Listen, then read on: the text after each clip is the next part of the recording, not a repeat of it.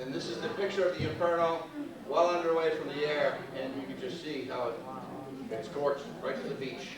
And people, I've been told, we're going to hear your stories after tonight's lecture. In order to get from one area, you had to literally walk along the beach.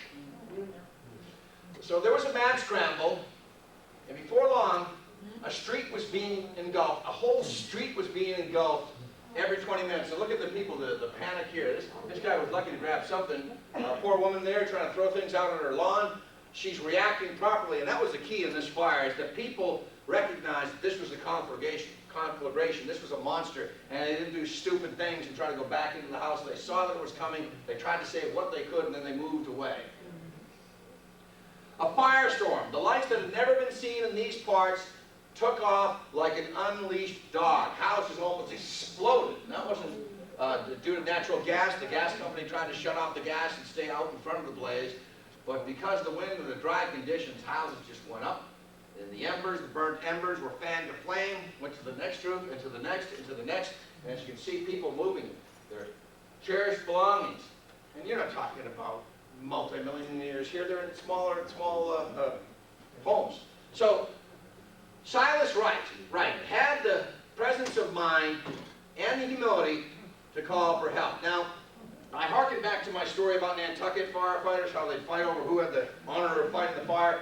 And in that era, there was some pride where the police would hesitate to call for help because it might reflect poorly on their department's performance, that they couldn't handle an incident within their town, or a fire department couldn't handle the fire. Well, this guy, Silas Wright, and the fire chief, recognized that, hey, we've got an issue here, and he put the call out, and because he did that, and racing up and down the street, letting people know that there's a fire, people that didn't even know that a fire was going on in their houses, that he saved so many lives. This man's a hero.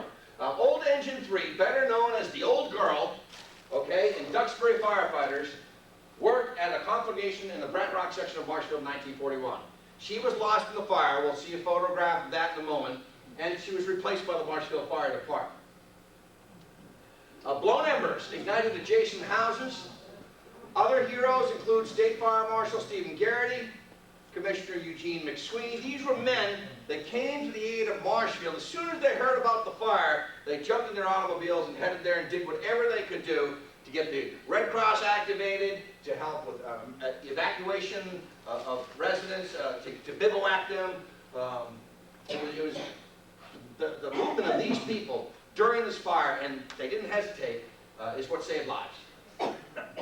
Police Chief William Pratt, again with Silas Wright now. You got Police Chief Pratt, Fire Chief Silas Wright, both of them. And it was Chief Pratt raced up and down Ocean Street, warning residents about the fire. Huh? What? And they look out their door, they see this big elephant trunk of a plume of smoke coming out, and they got them out of their house. This saved several lives, as very early on, most did not even know that a fire was raging. So raise a glass to Chief Pratt and Chief Wright. You're here. Firefighting was hampered by dry weather conditions, heavy winds, poor equipment, and very poor water pressure in Marshfield. It's hard to put a trickle and put a fire out with a trickle when you don't have the water pressure necessary. Backfires were set by firefighters, and they backfired. And the backdraft fueled the conflagration. So you have backfires that backfire and a backdraft. And backfires were set in Damrell's fire. Didn't work, trying to knock down the fire. And with Great Fire in Chicago in 1871, didn't work there, and it didn't work in Marshfield. Molten lead dripped from the wires in a lethal spray. Imagine watching everything that you own go up in flames. I know that we're in a materialistic world, and I'm saying we're the younger people, the folks that have lived through the Great Depression, that have lived through the good times of the Great War, the Good War, don't necessarily have that cling to this material possession. But imagine the little prized possessions that you had gone in an instant. Heartbreaking. Everything. I mean, everything burned. Bicycles, houses, right down to the rock foundations and the cement foundations, streets, the macadam streets, buckled. Front lawns burned. Anything within the vicinity was ashen. But you know what happened? Is neighbors helped neighbors. And I often wonder, would that happen today? And yeah, I want to say that maybe looters would help looters, but neighbors help neighbors. John Shaw helps Mr. and Mrs. Samuel Capon of Ocean Bluff. Should I put that on? But you can see the man helping them there. All he has is a wheelbarrow full of clothes. It looks like a laundry basket. And that's his whole life. His whole life is right there in that wheelbarrow. And they stood and they fought side by side along Ocean Street. Firemen from multiple departments. They didn't have a viable, instantaneous radio network at that point. Walkie-talkies, they had phone lines. And for the departments to know what to do and to take instructions from Chief Wright is a testimony to the teamwork that took place during the Great Brant Rock Fire. There was a field where residents went to assess, stage, and regroup. Many hugs were exchanged when loved ones found loved ones. Does anybody know where this area was? Anybody? Father Bill? It's in Fieldston? It might have been up in Thomas's Field, which was up around Backer Winchips, off of Plymouth Avenue, up in that area. Okay. Field that went up to a stone wall and became Marshfield Acres later. Okay. That's about the only place I could think of that there was a field. Okay. Quote, it felt like some British seaport firebombed by the Luftwaffe. And again, that article about the Germans were beginning incendiary raids in Britain. Hey, they started it and they got it back. They got their comeuppance. But that was what this man said, that they thought they were being firebombed. 17 blocks, 2 square miles, 600 structures, 446 houses, some say 443 houses, gone. And go back, Chris, 1 second. Is that St. Anne's going up?